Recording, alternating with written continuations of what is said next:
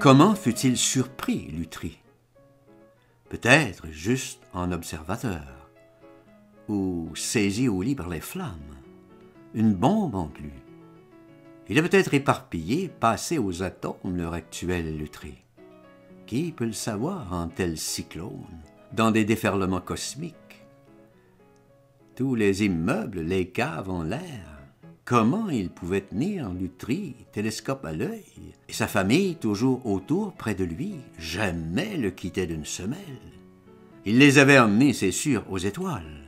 Aux étoiles, plus loin, dévoué aux siens comme personne, Lutry, historien et poète.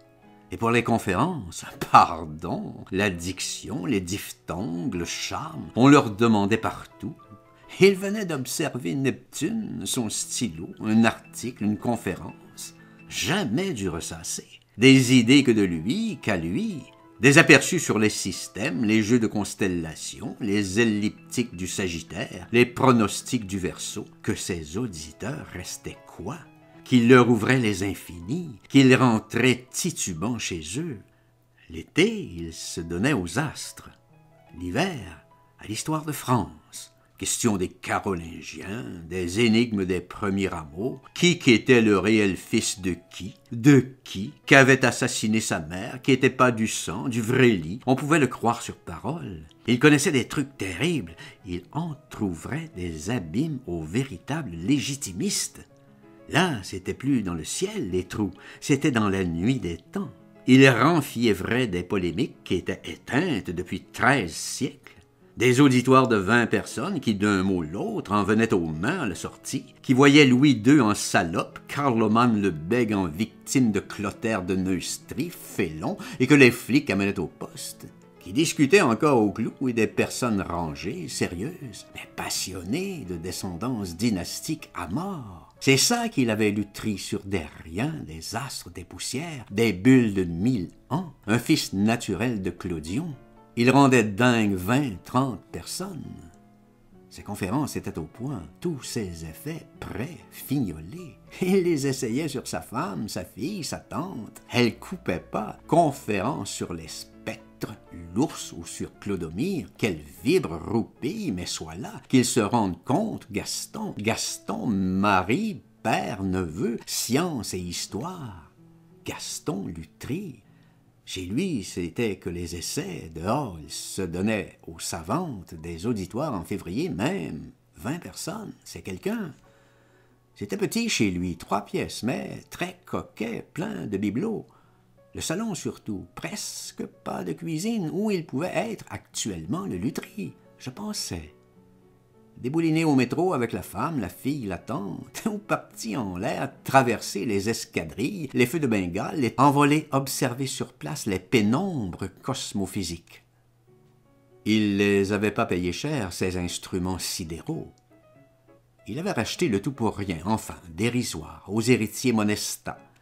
La coupole à joints cuivrés, 2 télescopes, 3 sextants, 10 planisphères, 2 sabliers célestes anciens, 12 goniomètres, 3 pendules.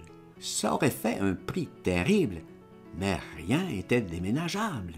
Monesta avait tout scellé, soudé. C'était sa hantise, Monesta, que les boniches se fassent les poignes. Il y en avait eu 2 qui avaient volé du mercure, 2 autres, 2 appareils photo. À la fin de sa vie, il dormait plus du tout, ses zigues. Question des étoiles d'abord, puis pour entendre la bonne ronfler vraiment, réellement et profond, que c'était pas une ruse voleuse. Elles y avaient fait le coup 2 fois. 2 fois pendant qu'il somnolait. Et presque 1 kilo de mercure. Ça, c'est attirant, le mercure. Quand Lutry avait repris l'étage et l'observatoire et le célestoscope, il m'avait dit « C'est fini, personne ne sera plus jamais tenté. Pas de bonne, pas d'histoire. Je serai tout seul, je ferai tout, les expériences et le ménage. » Quand les gens m'adressent sec, « Monsieur », qu'ils me disent pas « Docteur », c'est qu'ils sont pas loin de m'insulter, qu'ils m'ont à la caille, qu'ils en ont sur la patate. Les 2 jeunes filles, là, je le savais. Depuis des mois, elles me battaient froid. Je suis toujours extrêmement poli. « Bonjour, mesdemoiselles. Bonjour, monsieur. Princier. je m'effaçais. Exprès, elles me donnaient plus du docteur. Elles étaient pas hautes de nature, plutôt gueule de raie, mais maintenant elles étaient revêches, aigres, franchement hostiles, grincheuses. Non, monsieur, non. Oh, tout ça venait des événements. Comme tout, comme tout. Le contre-coup de Stalingrad. Les Russes auraient été battus. Elles m'auraient rappelé professeur éminent, génie, etc. Il n'y a rien dans le fond des nénettes que le contre-coup des grandes nouvelles. Comment ça va pour votre bazar? Si ça va mal, vous êtes à pendre. Si ça va bien, on vous étreint, on vous délecte, on vous aime, on vous hume. On se panouit de votre moindre oui. On vous chérit tous les organes, on vous ensirope miel d'amour. Il n'y a pas assez de douceur de fesses, de bouche, dans les cœurs, d'adjectifs pour ce que vous valez comme précieux. Dieu de nom de Dieu d'adorable, unique.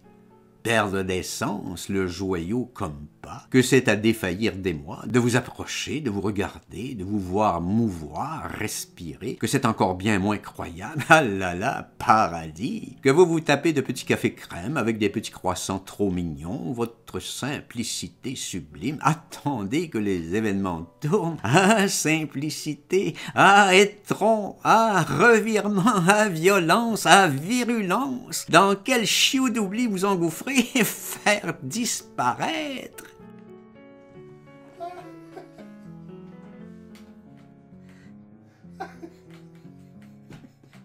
Belle séquence.